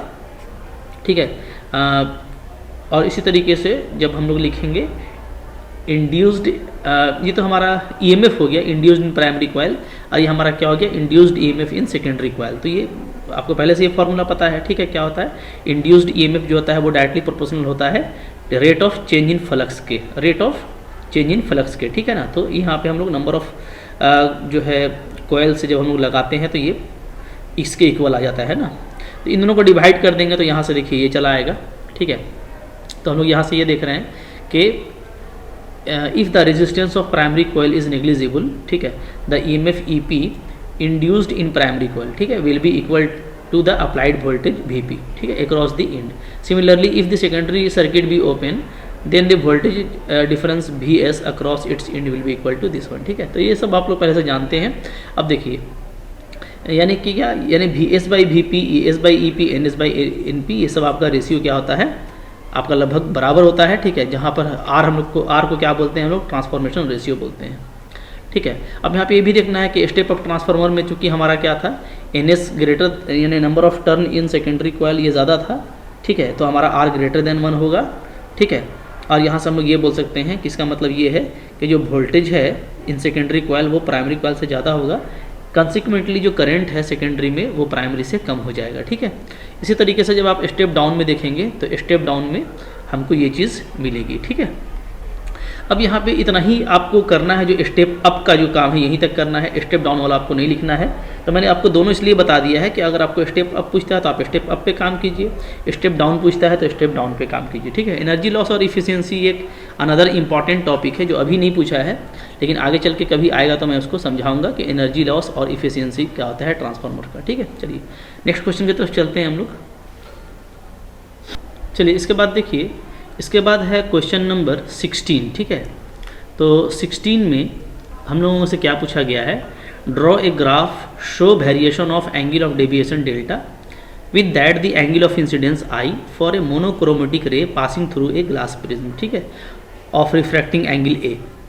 तो ये जो ग्राफ है ना, ग्राफ असल में उतना आप लोग नहीं पढ़ते हैं। ठीक है, ज़्यादा आप लोग थ्योरी पढ़ते हैं, तो देखिए ग्राफ भी समझना चाहिए। होता क्या है, जो हमको जो है रिलेशन मिलता है रिफ्रैक्टिव इंडेक्स और एंगल ऑफ डेविएशन में, ठीक है, वो ये मिलता है साइन ए प्लस, ठीक है, minimum angle of deviation delta MIN। ठीक है, मिनिमम कर दिया A plus delta minimum by 2 divided by sine A by 2, ये हमको मिलता है। ठीक है, तो ये मेरा रिफ्रैक्टिव इंडेक्स और कह लीजिए कि एंगल ऑफ डेविएशन में रिलेशन होता है। ठीक है ना, तो ये जो रिलेशन हमको मिलता है, तो इसके आधार पे जो हम लोग ग्राफ तैयार करेंगे, किसमें एंगल ऑफ इंसिडेंस में, एंगल ऑफ इंसिडेंट, ठीक है, और एंगल ऑफ डेविएशन में। इधर मैं ले लेता हूँ एंगल ऑफ डेविएशन। तो हम लोगों को पता है कि देखिए होता क्या है कि जब भी आप जैसे आपका कोई प्रिज्म है, ठीक है, तो प्रिज्म में क्या होता है, जैसे ही हमारा एंगल ऑफ इंसिडेंस कोई अप्लाई होता है, ठीक है, तो हम लोग क्या देखते हैं कि फाइनली जो होता है, जो एंगल ऑफ डेविएशन हम लोगों को मिलता है, एंगल ऑफ डेविएशन, ठीक है, तो वो एंगल ऑफ डेविएशन कितना एंगल ऑफ इंसिडेंस लेंगे कि कितना एंगल ऑफ डेविएशन मिलेगा। इस वजह जब आप एक ग्राफ तैयार करेंगे तो आपका जो ग्राफ है वो इस तरीके से आपको मिलता है, ठीक है, ये देखिएगा इस तरीके से, ठीक है, इस तरीके का आपको ग्राफ ऑब्टेंड होगा। ओके, तो एंगल ऑफ इंसिडेंस के आधार पे जैसे मान लीजिए कि हम लोग किसी पार्टिकुलर वैल्यू पे, यहाँ पे ऐसे कर दीजिएगा, ठीक है ना, यूँ, तो किसी पार्टिकुलर वैल्यू पे I इज इक्वल टू, अगर आप लेते हैं, ठीक है, सपोज़ कीजिए कोई मेरा वैल्यू है जिसको हम लोग बोल देते हैं I1, ठीक है, तो यहाँ पे अगर आपको मिनिमम एंगल ऑफ डेविएशन मिल रहा है यानी डेल्टा मिनिमम, ठीक है, तो ये वो पॉइंट को लोकेट करेगा, ठीक है, और उससे पहले आप ऐसे दिखा दीजिएगा, फिर आप इसको ऐसे दिखा दीजिएगा, तो यही आपका ग्राफ हो जाएगा, ठीक है ना। मतलब डिफरेंट वैल्यू पे I के डिफरेंट वैल्यू पे हम लोगों को डेल्टा का डिफरेंट वैल्यू मिलता है, फिर एक पार्टिकुलर वैल्यू पे वो मिनिमम हो जाता है और फिर इस तरीके से ही फिर राइज करने लगेगा, ठीक है। तो ये ग्राफ दिखलाना था। फिर हमको बोलता है कि रिलेशन को फाइंड आउट कीजिए, यानी जो रिलेशन है, यही जो रिलेशन है, इस रिलेशन को हमको फाइंड आउट करना है। तो देखिए इसको हम लोग कैसे प्रूफ करेंगे, ठीक है। तो देखिए इस तरीके से जो है आपको जो है एक ट्रायंगल बना देना है। ट्रायंगल आप देख रहे हैं यहाँ पे एक ट्रायंगल बना हुआ है, ठीक है। यहाँ पे लिखा हुआ है if the angle of incidence is changed, ठीक है, the angle of deviation delta changes as shown in figure, ठीक है। जैसे जैसे हम लोग एंगल ऑफ इंसिडेंस अलग अलग लेते हैं तो डेल्टा भी चेंज करता है। और उसी का देखिए ग्राफ था मैंने आपको जो बताया, तो यहाँ से आप इस तरीके से जो मैंने बताया था ना, इसी तरीके से आप बनाइएगा। इस ग्राफ को भी हम जूम करके दिखा देते हैं, यही मेरा ग्राफ होगा, ठीक है। For a particular angle of incidence, ठीक है, कोई वैल्यू पे क्या होता है, हमको मिनिमम डेविएशन मिलता है डेल्टा एम, ठीक है। तो पहले आपको मैं ये फिगर दिखा देता हूँ, ठीक है, ताकि इस फिगर से हम लोगों को समझ में आ जाए कि हमको यहाँ पे करना क्या है, ठीक है। जैसे देखिए थोड़ा मैं इसको जूम कर देता हूँ, ठीक है, तो आपको समझ में आया। हाँ देखिए अभी मैंने एकदम जूम कर दिया है, ठीक है। तो ये देखिए इधर ग्राफ है मेरा, ग्राफ आप देख रहे हैं कि किसी पार्टिकुलर वैल्यू पे I पे हमको जो है मिनिमम डेविएशन मिल रहा है डेल्टा एम, ठीक है। ओके, I1 पे हमको ये मिल रहा है वैल्यू और I2 पे हमको ये वैल्यू मिल रहा है, ठीक है ना। तो इधर मैंने डेविएशन को दिखलाया हुआ है और इधर मैंने करंट को लिया हुआ है, ठीक है। सॉरी, इधर मैंने एंगल ऑफ इंसिडेंस को लिया हुआ है, I है ना, angle of incidence, current, I से करंट याद आ जाता है, ठीक है, एंगल ऑफ इंसिडेंट, ठीक है। चलिए अब देखिए जो हमको बनाना है, तो उसमें आप देख रहे हैं कि हमने जब स्टार्ट किया है तो स्टार्टिंग में हमारा क्या है, जो हम लोग पहला जो हमारा एंगल ऑफ इंसिडेंस है फर्स्ट रिफ्रैक्टिंग सरफेस PQ के लिए वो है I1, ठीक है। तो अच्छे से लिखिएगा, this is I1, it is I1, ठीक है, ये I1 है। अच्छा, इसके करस्पॉन्डिंग में हमको जो पहला जो एंगल ऑफ रिफ्रैक्शन मिलता है वो है R1, दिस इज़ R1, ये क्या है आपका, ये है R1, ठीक है। अच्छा, अब अगर ये R1 है तो जब हम लोग फाइनली जब डेल्टा फाइंड आउट करेंगे, ठीक है, तो डेल्टा के लिए हम लोग इस लाइन को इस तरह से मिलाते हैं, ठीक है, जानते हैं आप लोग ये बात। फिर इसको इस तरह से मिलाते हैं, ठीक है, पीछे की तरफ ना। तो हम लोग देखते हैं कि ये वैल्यू क्या हो जाएगा, तो ये वैल्यू आप देखिएगा तो हो जाएगा ये क्या, I1 माइनस R1, ठीक है, क्लियर है। उसी तरीके से ये मेरा कोई एंगल थीटा बनेगा, ठीक है।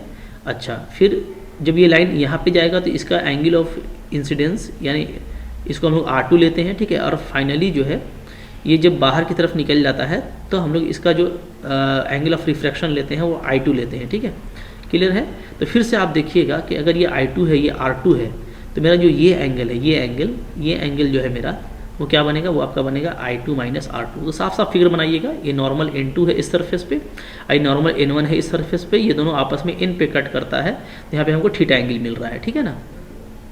और फाइनली जो मेरा लाइन जो मेरा बाहर निकल रहा है फाइनल जो है, ठीक है, जो डेविएटेड है, जो डेविएटेड लाइन है फाइनली डेविएटेड रे, वो आपका ये है, ठीक है।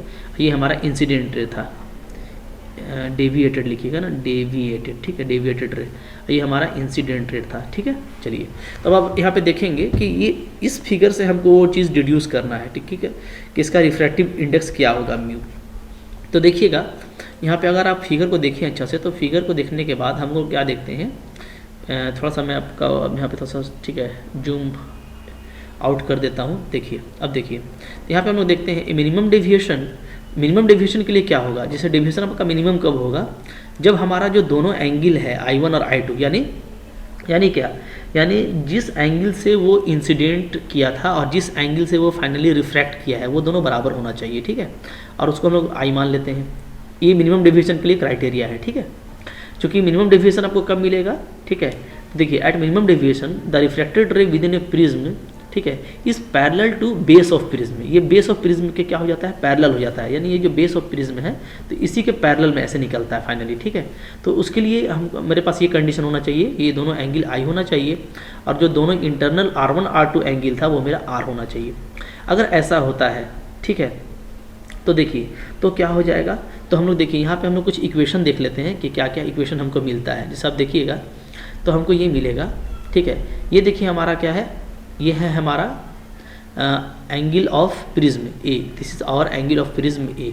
ठीक है, तो ये जो R1 है ये जो मेरा R2 है, ठीक है ना, तो हम लोग ये देखते हैं कि ये दोनों एंगल का जो सम है मेरा वो एंगल ऑफ प्रिज्म ए के बराबर होता है। ये आप देख सकते हैं कैसे आता है, ये भी मैं आपको दिखा देता हूँ। ठीक है, मेरे पास होगा, ये देखिए यहाँ पे आप देखेंगे तो हम लोगों ने जो अभी फिगर बनाया था उस फिगर को अगर आप देखेंगे ना, तो अगर ए आपका एंगल ऑफ प्रिज्म है, ठीक है, रिफ्रैक्टिंग एंगल ऑफ प्रिज्म का, ठीक है, तो R1 प्लस R2 आपका ए होता है और I1 प्लस I2 आपका ए प्लस डेल्टा होता है। ये कैसे होता है देखिए, क्योंकि इन दोनों एंगल का सम हमारा डेल्टा होगा, ठीक है, तो इसीलिए, और R1 प्लस R2 आपका ए है, जब हम लोग यहाँ पे पुटअप कर देंगे तो हमारा ये दो रिलेशन आपको याद रखना है। ठीक है, अच्छा ये मैं समझा भी देता हूँ, मैथमेटिकल है बिल्कुल, देखिए कैसे होगा।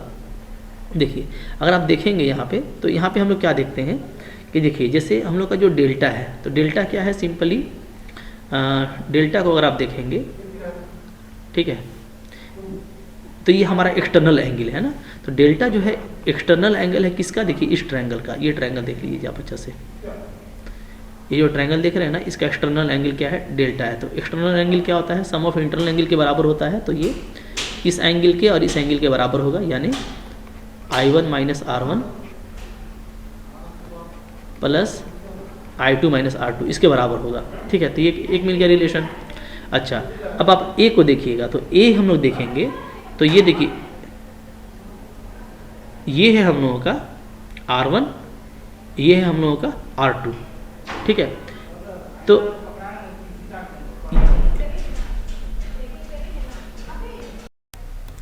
आपको मैथमेटिकली पूरा समझ में आएगा। ठीक है, अच्छा फिर आप यहाँ पे देखिएगा, आप देखिए इस पूरे क्वाड्रिलेटरल को, इसको यहाँ से आप इसमें चले आइए, यहाँ से आप इसमें चले आइए, यहाँ से इसमें चले आइए और यहाँ से आप इसमें चले जाइए। इस पूरे को आप देखिएगा, इस क्वाड्रिलेटरल को, तो पूरा एंगल आपका 360 होगा। और ये दोनों देखिए नॉर्मल है, नॉर्मल का मतलब है कि ये एंगल मेरा पूरा 90 है, ये भी एंगल मेरा पूरा 90 है। तो इस हिसाब से क्या हुआ, ए प्लस थीटा मेरा कितना हो जाएगा 180, चूँकि पूरा आपका क्या होता है, पूरा आपका ओवरऑल पूरा आपका 360 होता है। ठीक है, तो ए प्लस थीटा आपका 180 हो गया, इसलिए कि ये दोनों एंगल आपका 90 है। तो यहाँ से हम लोग देखते हैं कि जो मेरा थीटा है वो क्या है, वो है मेरा 180 माइनस ए। ठीक है, अच्छा अब थीटा को आप यहाँ से इस ट्रायंगल से अगर आप देखिएगा, मैं आपको एक और ट्रायंगल दिखा रहा हूँ, ये ट्रायंगल देखिए, ये ट्रायंगल अच्छे से समझिएगा तो बहुत आसान है। यहाँ से अगर आप देखिएगा तो इससे आपको थीटा मिलेगा कितना, 180 माइनस R1 प्लस R2, क्योंकि R1 R2 इसका इंटरनल एंगल है। ठीक है, ओके, और ये है थीटा, तो तीनों का एंगल का सम 180 होगा, तो थीटा ये हो जाएगा। तो अब देखिए थीटा ये है, थीटा ये भी है, तो यानी ए आपका क्या है, ए है आपका R1 प्लस R2। ठीक है, तो R1 प्लस R2 अगर ए है, तो यहाँ से अगर हम लोग डेल्टा को ऐसे लिख दें, I1 plus I2 minus R1 plus R2, तो यहाँ से क्या हो जाएगा, यहाँ से हमारा डेल्टा हो जाएगा, क्या डेल्टा हो जाएगा I1 प्लस I2 माइनस ए। तो आप क्या कर सकते हैं, माइनस ए को आप इधर ले आइएगा, तो delta plus A is equal to हो जाएगा I1 प्लस I2। ठीक है, तो ये दोनों रिजल्ट आप निकाल सकते हैं आसानी से, है ना। तो ये दोनों रिजल्ट भी आपको याद रखना है। कौन सा दो रिजल्ट, देखिए ये वाला इक्वेशन 1 ये मिल गया और इक्वेशन 2 ये मिल गया। ठीक है, अब देखिए इन दोनों इक्वेशन का अगर हम यहाँ पे यूज़ करें, तो हम आपको ही बता रहे थे कि चूँकि मेरा I1 I2 दोनों सेम होना चाहिए, R1 R2 भी सेम होना चाहिए, तो R और R, ठीक है, चूँकि मेरा क्या है R1 प्लस R2 जो है मेरा वो A है, तो दोनों के जगह पे अगर हम R और R रख देंगे तो क्या हो जाएगा, A हो जाएगा, यानी 2R बराबर A हो जाएगा और R बराबर मेरा A/2 हो जाएगा। ठीक है, R बराबर A/2। इसी तरीके से हम लोग ये देख रहे हैं कि क्या है हमारा I1 प्लस I2 जो है वो क्या है, वो है डेल्टा मिनिमम प्लस ए, क्योंकि डेल्टा तो अब मेरा मिनिमम हो गया, हम लोग मिनिमम के लिए काम कर रहे हैं। ठीक है ना, तो इस तरीके से यहाँ पे ठीक है, तो अब आप देखिए, तो यहाँ पे हम लोग देख रहे हैं कि दोनों हमको आई लेना है, so i plus i is equal to delta minimum plus A. तो यहाँ से मेरा जो आई का वैल्यू है वो क्या आ जाएगा, वो आ जाएगा ए प्लस डेल्टा मिनिमम बाई 2, चूँकि ये 2 आई हो जा रहा है। तो अब आपको आई भी मिल गया है, आपको आर भी मिल गया है, तो आपको कुछ करना नहीं है। क्या करना है फाइनली, आपको जो हम लोग जानते हैं रिफ्रैक्टिव इंडेक्स का फॉर्मूला क्या होता है, म्यू इज इक्वल टू होता है sine i by sine r. ठीक है, तो आई का वैल्यू डाल दीजिएगा। आई का वैल्यू क्या आ गया है, आई का वैल्यू आ गया है ए प्लस डेल्टा मिनिमम बाई 2, और आर का वैल्यू क्या आ गया है, आर का वैल्यू आ गया है ए बाई 2, तो प्रूफ हो जाएगा। ठीक है, तो आपको कुछ करना नहीं है, आपको जो है बस अच्छा यहाँ पे देखिए मैक्सिमम डेविएशन भी लिखा हुआ है। मैक्सिमम डेविएशन का मतलब क्या होगा कि अगर प्रिज्म से हमको मैक्सिमम डेविएशन मिलता है तो ये तभी मिलेगा जब मेरा कोई एक I1 या I2 में 90 डिग्री हो जाएगा। ठीक है ना, तो ये भी बात आप याद रखिएगा, छोटा सा रिजल्ट है। ठीक है, तो कुछ करना नहीं है, देखिए आपको फिगर बनाना है साफ साफ, और ये जो 2 रिजल्ट आता है जो हम निकाल के भी दिखाए हैं, आप मैथमेटिकली निकाल के प्रूफ भी कर सकते हैं, और नहीं प्रूफ होता है तो ये रिजल्ट आपको याद रखना है कि अगर ए एंगल ऑफ प्रिज्म है तो यहाँ तक का बात याद रखिएगा, ये वाला बात, इतना बात आपको याद रखना है। ठीक है, क्लियर है। चलिए हो गया ये क्वेश्चन। नेक्स्ट क्वेश्चन में चलते हैं हम लोग, क्या है अगला क्वेश्चन देख लेते हैं। देखिए इसके बाद का जो नेक्स्ट क्वेश्चन है वो है हमारा 17 नंबर। क्या आपको बोलता है कि आप हाइजेंस प्रिंसिपल को स्टेट कीजिए। हालांकि इसको मैंने सेट 1 में भी अच्छे से समझा दिया था। ठीक है, तो सेट 1 में आपको हाइजेंस प्रिंसिपल समझा दिया है मैंने। ठीक है, बहुत ही अच्छा प्रिंसिपल है हाइजेंस का। ठीक है, तो मैं आपसे ये कहूँगा ना कि हाइजेंस प्रिंसिपल जो है जा कर के आप देख लें वहीं से। ठीक है, सेट 1 से। ठीक है, अच्छा, फिर using Huygens principle establish law of refraction.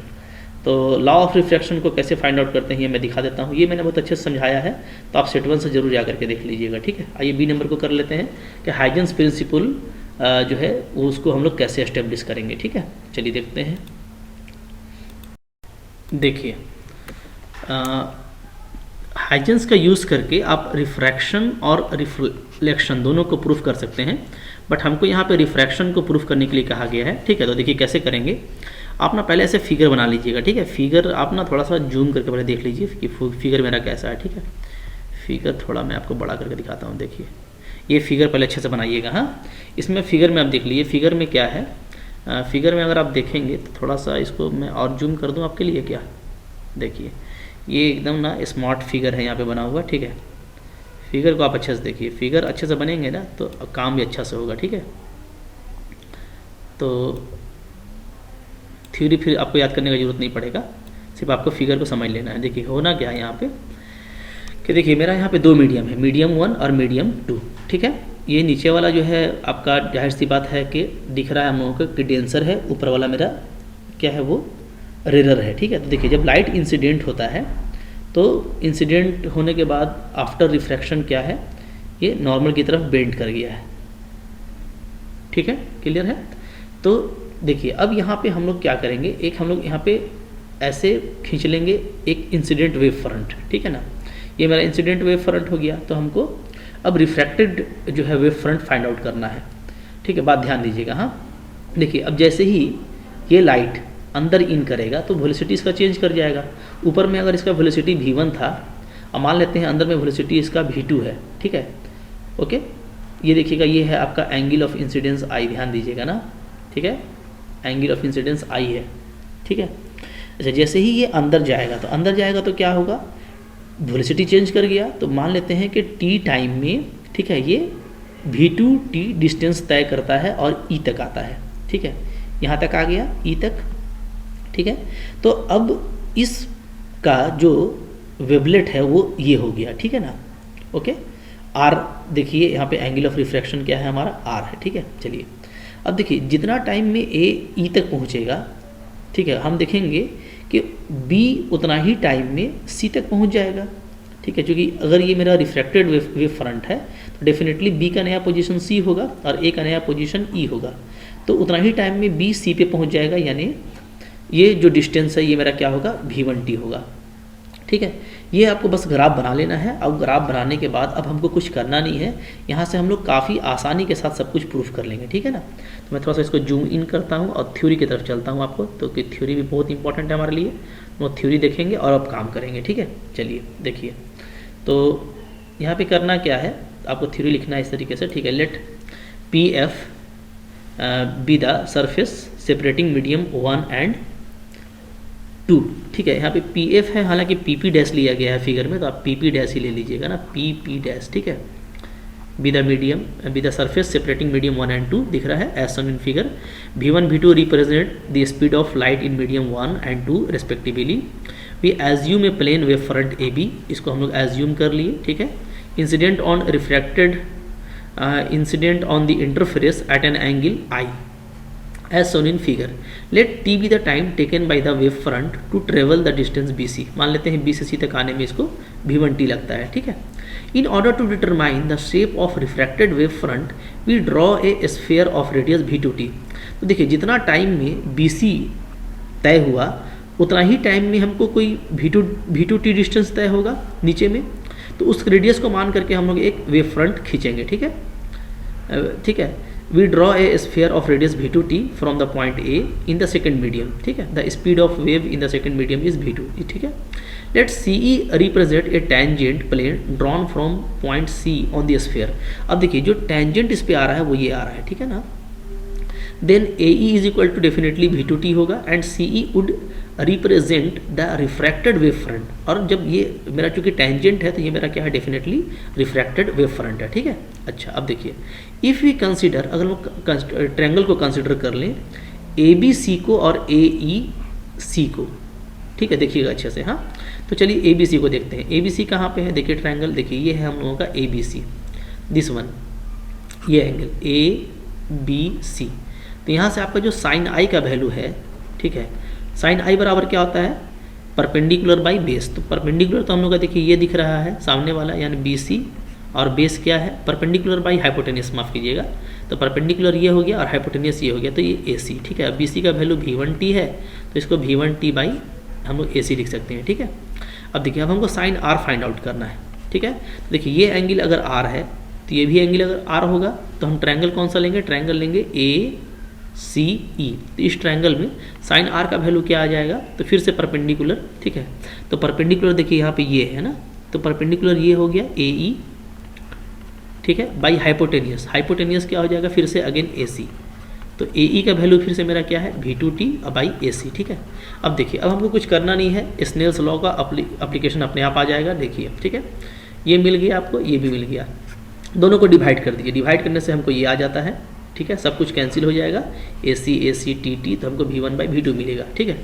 अब देखिए if C represent the speed of light in vacuum, तो हम लोग जानते हैं n1, यहाँ पे n1 लिखा गया है, ठीक है। ये रिफ्रैक्टिव इंडेक्स है, इसको आप μ1 भी लिख सकते हैं। तो μ1 का वैल्यू क्या होगा, c बाई v1, या फॉर्मूला पता है, μ2 क्या होगा, c बाई v2, है ना। म्यू क्या होता है, म्यू होता है velocity of light by velocity of light by velocity, ठीक है, इन मीडियम, ठीक है। तो μ1 और μ2 आपको डिफाइन हो जाएगा। तो हम लोग यहाँ पे अगर आप देखेंगे तो यहाँ से हम लोग अगर ये कर दें, ठीक है, μ1 जो है μ2 बाई μ1 निकाल लें, μ2 बाई μ1, ठीक है। तो क्या होगा, c बाई v2 हो जाएगा divided by c by v1, c cut जाएगा, यहाँ से आप लिखिएगा v1 बाई v2। इसको आप इक्वेशन 4 कर लीजिए। अब 3 को देखिए और 4 को देखिए, ठीक है। तो फ्रॉम 3 and 4, 3 और 4 से हम लोग ये क्या कर सकते हैं, हम लोग ये देखेंगे कि जो sine i by sine r था, ठीक है, उसका वैल्यू क्या आ जा रहा है, v1 बाई v2, यानी क्या, μ2 बाई μ1, ठीक है। इसको आप ऐसे भी लिख सकते हैं क्या, कि μ1 into sine i is equal to क्या हो जाएगा, μ2 इंटू साइन आर। और यही तो है स्नेल्स का लॉ, ये क्या है, ये आपका स्नेल्स लॉ है जो एंगल ऑफ रिफ्रैक्शन को प्रूफ करता है। तो देखिए इस तरह का क्वेश्चन बहुत इजी होता है, याद रखिएगा, बहुत सिंपल होता है, देख के डरना घबराना नहीं है, आराम से कॉन्सेप्ट लिखना है। कॉन्सेप्ट में जो थ्योरी है थोड़ा आप कम बेसी भी कर सकते हैं, ठीक है। फिगर आपको साफ साफ बनाना है, फिगर साफ साफ बनाएंगे तो आपको काम करने में अच्छा लगेगा और आपको प्रूफ करने भी काफ़ी सिंपल हो जाएगा, ठीक है। इसके बाद आइए नेक्स्ट क्वेश्चन देख लेते हैं हम लोग। जो नेक्स्ट क्वेश्चन है वो है हम लोगों को डिफाइन करना है क्या, फॉरवर्ड बेस को और रिवर्स बेस को, ठीक है। तो वेरी इंपॉर्टेंट क्वेश्चन है, काफ़ी इंपॉर्टेंट है और यूजुअल भी है, ठीक है ना। तो कौन फॉरवर्ड बेस क्या होता है और रिवर्स बेस क्या होता है, ठीक है। आइए हम लोग इसका डेफिनेशन यहाँ पे करते हैं, ठीक है। तो देखिए मैं आपको थोड़ा सा बेसिंग ऑफ पीएन जंक्शन समझा देता हूँ, ठीक है, और जो डेफिनेशन लिखना है वो भी बता दूंगा। पर समझिए कि देखिए बेसिंग होता क्या है। पीएन जंक्शन का बेसिंग का मतलब है connection of battery across the terminal of diode is known as biasing. पहले ये समझ लीजिए बेसिंग होता क्या है कि जो पीएन जंक्शन है, जो भी डायोड है, ठीक है, उस डायोड को हम लोग क्या करें, बैटरी से जोड़ दें, तो वो बेसिंग कहलाता है। अब देखिए फिगर शोज 3 केसेस, यहाँ पे हम 3 केस दिखाए हैं बेसिंग का। पहला केस में कोई बैटरी कनेक्टेड नहीं है, देख रहे हैं इसमें आपको कोई बैटरी लगा हुआ नहीं है, देख रहे हैं ना, तो ये अनबेस्ड कहलाएगा, ठीक है। दूसरा में देखिए a battery is connected with its positive terminal connected to P side.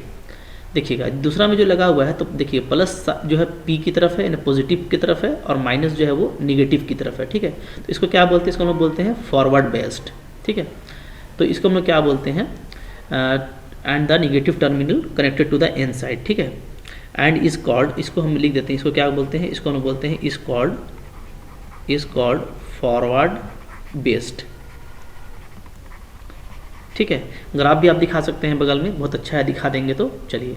अच्छा तीसरा जो केस है उसका यहाँ पे लिखा हुआ है सी नंबर में कि a battery is connected with its positive terminal, ठीक है, terminal to N side and negative terminal to P side, यानी उल्टा जोड़ा हुआ है, माइनस को जोड़ दिया है पी की तरफ और प्लस वाले प्लेट को जोड़ दिया है एन की तरफ, तो ये उल्टा हो गया।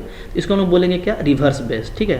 तो इसको हम लोग क्या बोलते हैं, इसको हम लोग बोलते हैं इज कॉल्ड रिवर्स बेस्ड, ठीक है। तो इस तरीके से भी आप फॉरवर्ड बेस और रिवर्स बेस्ड को आप समझा सकते हैं, ठीक है ना, क्लियर है। कुछ डिटेल में नहीं पूछा है तो इतना अगर आप लिख देंगे तो आपके लिए ये अच्छा हो जाएगा, ठीक है। चलिए इसके बाद देखें क्या पूछ रहा था हमसे। देखिए इसके बाद जो नेक्स्ट क्वेश्चन है वो क्या है, उसके बाद का जो नेक्स्ट क्वेश्चन है वो है हमारा, बोलता है in the following circuit indicate which of the diode are forward biased and which are reverse base, ठीक है। तो यहाँ पे जो क्वेश्चन दिया है काफ़ी इंटरेस्टिंग लग रहा है, ठीक है, मज़ेदार क्वेश्चन है। तो इसको हम लोग इसी तरीके से इंटरेस्टिंग वे में बनाएंगे, ठीक है। समझिए इसको, काफ़ी मज़ा आया। देखिए फिजिक्स में भी बहुत इंजॉय करने का सामान है, ठीक है ना, लेकिन हम लोग इंजॉय नहीं करते हैं, पढ़ते हैं तो बोरिंग तरह से पढ़ते हैं। हम लोगों को नोट बनाना चाहिए, थोड़ा उस पर अच्छे से एनालिसिस करना चाहिए, कुछ अपना नोट लगाना चाहिए, तो उससे आप बहुत कुछ सीख सकेंगे, ठीक है। और ये क्वेश्चन देखिए बहुत अच्छा फ्रीज किया है, बहुत मज़ा आ रहा है देखने में इस क्वेश्चन को। थोड़ा सा मैं इसको जूम करके दिखाता हूँ आपको ना, ज़्यादा मज़ा आएगा, ठीक है, तब आपको मज़ा आएगा कि क्या क्वेश्चन दिया है, ठीक है। देखें ये मैंने कर दिया जूम, ठीक है। तो अब यहाँ पे देखिए, यहाँ पे जो है वहाँ पे आपको ये बताना है कि कौन फॉरवर्ड बेस है और कौन जो है रिवर्स बेस है, ठीक है। तो देखिए एक बात जानिए कि यहाँ पे जैसे देखिए हम लोग देखते हैं तो ये जैसे आपको दिख रहा है डेफिनेटली, ये मेरा क्या है, ये मेरा पॉजिटिव प्लेट है, ये मेरा निगेटिव प्लेट है, ठीक है। यहाँ पे मेरा ये पॉजिटिव है, ये निगेटिव है, ये मेरा जो है पॉजिटिव प्लेट है, ये मेरा निगेटिव प्लेट है, ठीक है। इसी तरीके से डिनोट करते हैं, ठीक है। यानी डेफिनेटली ये आपका प्लस है, ये माइनस है, ये प्लस है, ये माइनस है, ये प्लस है, ये माइनस है, ऐसे कर लीजिएगा, ठीक है ना। अब देखिए हम लोग यहाँ पे देखेंगे ना कि यहाँ पे देखिए, यहाँ पे +7 वोल्ट दिया हुआ है, कितना दिया है, +7 वोल्ट, और यहाँ पे क्या दिया है, +5 वोल्ट। तो ऐसा नहीं बोलेंगे कि दोनों प्लस प्लस है, हम लोग को देखना है हायर पोटेंशियल और लोअर पोटेंशियल, ठीक है। तो अगर हम लोग कंपेयर करें तो ये देखेंगे कि ये जो है 2 ज़्यादा है, तो ये +2 वोल्ट हो गया इसके कंपेयर में। अगर इसको आप 0 कर दीजिए, 0 वोल्ट, तो ये इससे जो 2 ज़्यादा है, ठीक है। तो अब हम ये देख रहे हैं कि ये हो गया हमारा हायर पोटेंशियल, ठीक है, और ये मेरा क्या हो गया, ये मेरा हो गया लोअर पोटेंशियल। तो अब हम लोग को देखना है कि जो है मेरा फॉरवर्ड कब होता है। देखिए फॉरवर्ड होगा जब क्या होगा, जब आपका जो हायर पोटेंशियल है वो प्लस से जुड़ा रहेगा, ठीक है, और जो लोअर पोटेंशियल है वो माइनस से जुड़ा रहेगा। उल्टा रहेगा तो क्या हो जाएगा, उल्टा रहेगा तो ये हो जाएगा रिवर्स। रिवर्स का मतलब क्या होता है कि हायर पोटेंशियल माइनस से जुड़ जाए और लोअर पोटेंशियल क्या हो जाए, प्लस से जुड़ जाए, ठीक है। तो यहाँ पे हम लोग देख रहे हैं कि हायर मेरा जुड़ा हुआ है माइनस से और लोअर जुड़ा हुआ है मेरा प्लस से, यानी ये उल्टा है। तो this is our reverse base, ठीक है। हम लोग क्या लिखेंगे कि ये जो है मेरा ये रिवर्स बेस किया हुआ है, ठीक है ना, रिवर्स बेस लिख दीजिएगा, ठीक है। दूसरा देखिए, दूसरा में आप देखेंगे कि इसमें हम लोग देखते हैं कि इसका जो प्लस प्लेट है, देखिए ये चूँकि अर्थेड है, तो अर्थेड का मतलब है कि ये 0 पोटेंशियल पे है, ठीक है, और ये जो है आपका इसका पोटेंशियल दिया हुआ है आपका -10 वोल्ट दिया हुआ है, ठीक है। तो -10 वोल्ट, तो अगर हम लोग देखें अभी भी तो हायर पोटेंशियल मेरा यही है, क्योंकि ये 0 है तो बहुत बड़ा है, और ये माइनस में बहुत छोटा है, तो ये मेरा लोअर पोटेंशियल है, ठीक है। तो इस बार देखिए लोअर पोटेंशियल को निगेटिव से जोड़ा है और हायर पोटेंशियल को पॉजिटिव से जुड़ा हुआ है, ठीक है। तो यानी हायर पोटेंशियल पॉजिटिव से और लोअर पोटेंशियल निगेटिव से, तो ये हमारा क्या हो गया, ये हमारा हो गया फॉरवर्ड बेस। क्या हो गया, ये हमारा हो गया फॉरवर्ड BS मज़ा आ रहा है करने में, ठीक है। तो तीसरा वाला अपने से कीजिए, वीडियो को पॉज कीजिए और जो है अपने से खुद से कीजिए और मुझको कमेंट कीजिएगा कि हो गया, ठीक है। तो डेफिनेटली आप लोगों ने कर लिया होगा। देखिए यहाँ पे -5 वोल्ट है, यहाँ पे है -10 वोल्ट, ठीक है। तो अब बताइए हायर कौन है? तो जो माइनस का कम कर्जा लिया है वो हाईएस्ट है ना। जो माइनस में कम होता है वो क्या होता है? वो हायर होता है, और जो माइनस में ज़्यादा है वो आपका लोअर है। तो इस बार फिर से देखिए, लोअर पोटेंशियल माइनस से जुड़ा हुआ है, ठीक है, और हायर पोटेंशियल आपका देख रहे हैं आप किससे जुड़ा हुआ है? प्लस से जुड़ा हुआ है, ठीक है। तो फिर से ये क्या हो गया? हमारा फॉरवर्ड बेस हो गया, ठीक है। हायर प्लस से जुड़ा हुआ है और आपका जो लोअर है वो माइनस से जुड़ा हुआ है। तो बहुत आसान इस तरह का क्वेश्चन होता है, मत छोड़िएगा बिल्कुल, ठीक है। थोड़ा सा दिल लगा लीजिए, मज़ा आ जाएगा। हाँ, और इसको अपने दोस्तों के साथ में शेयर भी कीजिए, ठीक है। चैनल पे नए हैं तो सब्सक्राइब भी कीजिए, प्लीज़ पढ़िए लेकिन, ठीक है, और कमेंट कीजिएगा जिससे मुझको भी अच्छा लगेगा, ठीक है। देखते हैं नेक्स्ट क्वेश्चन क्या है इसके बाद। तो देखिए जो लास्ट क्वेश्चन है वो आपको बोलता है, ठीक है, कि आप क्या कीजिए। यहाँ पे हम लोग देख रहे हैं क्वेश्चन को, कि आपको बोलता है कि डिराइव कीजिए एक्सप्रेशन फॉर रिजल्टेंट इंटेंसिटी, ठीक है, due to interference of two waves, ठीक है। तो वेरी इंपॉर्टेंट क्वेश्चन है अगेन ये, इसको हम लोग देख लेते हैं। और अच्छा, फिर आपसे पूछता है कि कंस्ट्रक्टिव इंटरफेरेंस क्या होता है, ठीक है, इसके लिए क्या कंडीशन है ये भी आप बताइए। तो हम लोग पहले इस क्वेश्चन को करेंगे फर्स्ट, चूँकि ये पहले कॉन्सेप्ट में आ जाएगा हमारे, ठीक है। और फिर हम लोग इस क्वेश्चन को करेंगे। तो आइए हम लोग इन दोनों क्वेश्चन को भी यहाँ पे करते हैं, ठीक है। चलिए देखते हैं यहाँ पे। तो देखिए लास्ट क्वेश्चन हम लोग यहाँ पे डील कर रहे हैं, ठीक है। पहले हम लोग समझ लेते हैं कि इंटरफेरेंस क्या होता है, ठीक है। देखिए बहुत ही इंपॉर्टेंट चीज़ है, अच्छे से समझिए इसको। इंटरफेरेंस क्या होता है? The phenomena of redistribution of intensity due to superposition of two wave of same frequency and constant initial phase difference so that alternate maxima and minima are formed is called interference, ठीक है। इसको interference कहते हैं।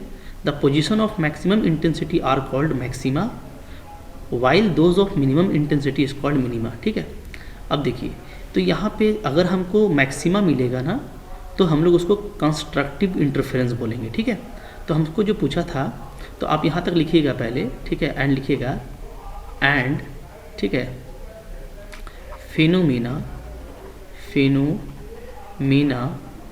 Of, ठीक है, phenomena of maxima is obtained is called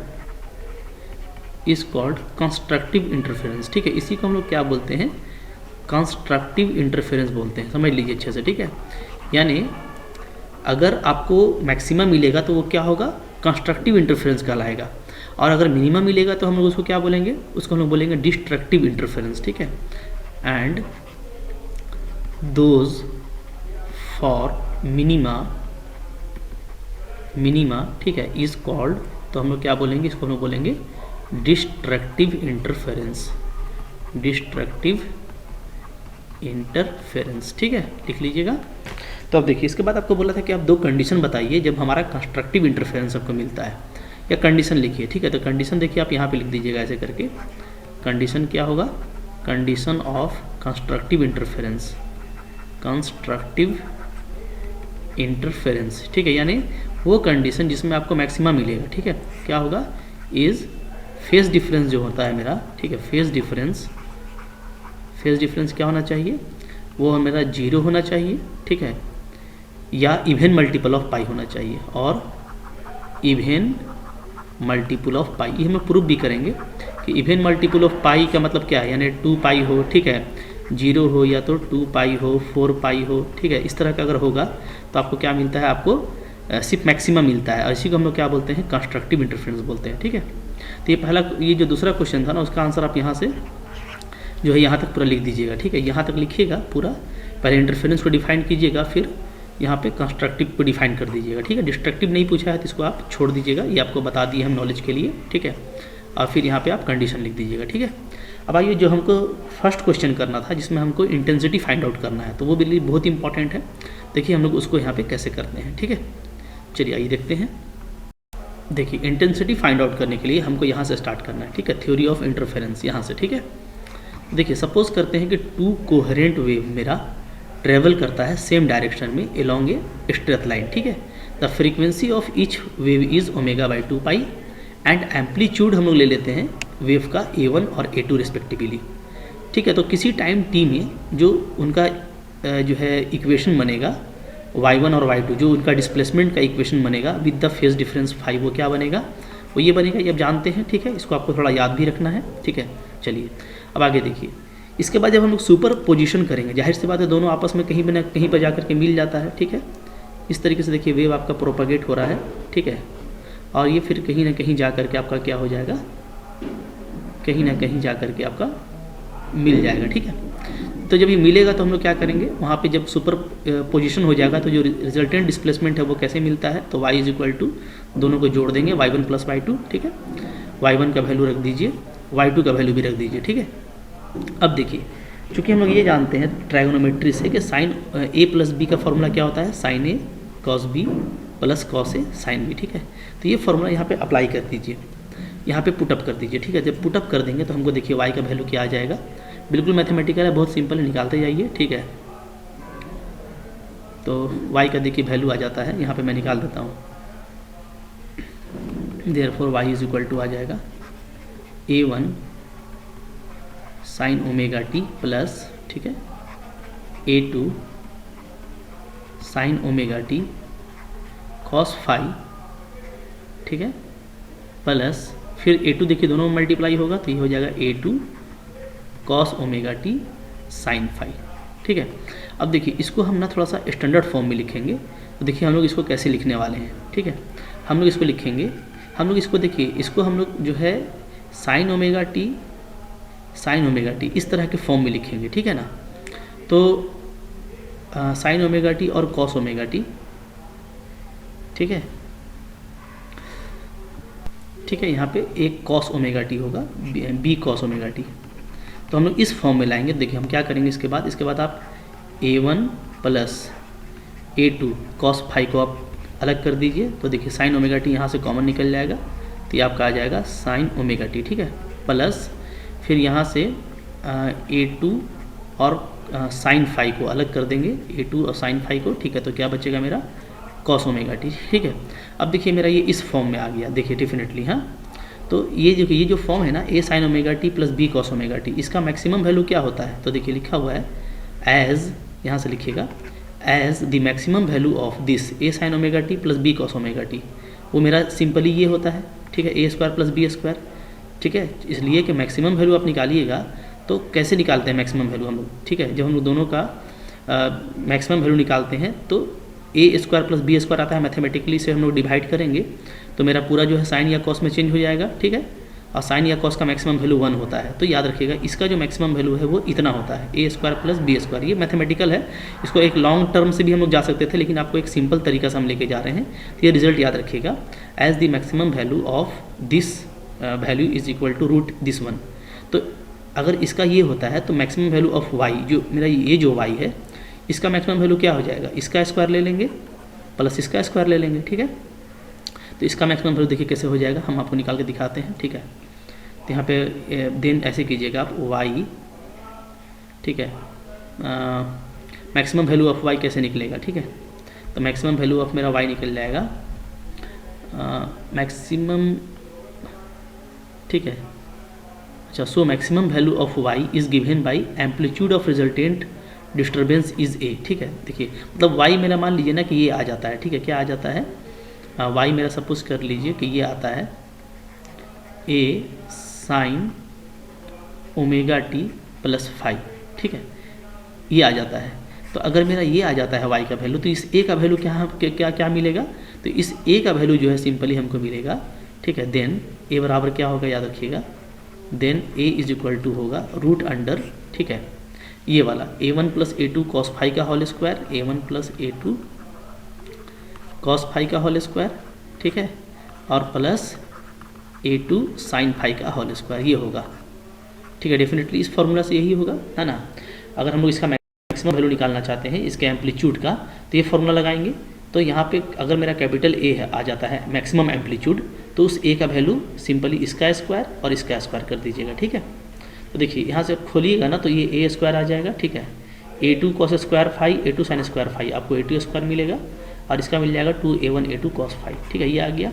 चलिए अब देखिए इसके बाद कैसे करेंगे, इसके बाद हम लोग जानते हैं, यहाँ पे आप लिखिएगा, ये मत लिखिएगा, ठीक है, सब मत करना ही करना है।